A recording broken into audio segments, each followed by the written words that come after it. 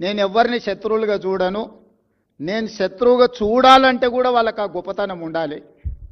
ఆ స్థాయి కూడా ఉండాలి. నేను ఒక సామాన్యమైన గ్రామీణ ప్రాంతం నుంచి, వ్యవసాయ కుటుంబం నుంచి సరిగ్గా 17 సంవత్సరాలు 2006లో జిల్లా పరిషత్ మెంబర్గా ఇండిపెండెంట్గా గెలిచిన, 2007లో ఎమ్మెల్సీగా ఇండిపెండెంట్గా గెలిచిన,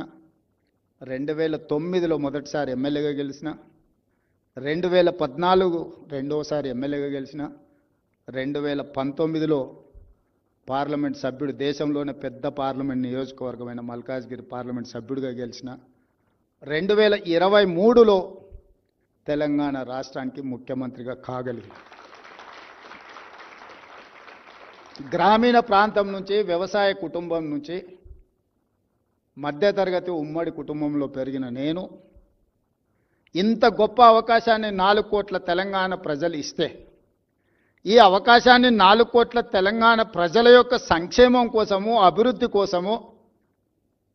ఈ ప్రాంత అభ్యున్నతి కోసం ఉపయోగించకుండా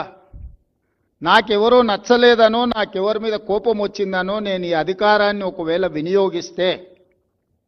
నాకంటే మూర్ఖుడు ఇంకొకడు ఉండడు అని నేను భావిస్తున్నాను.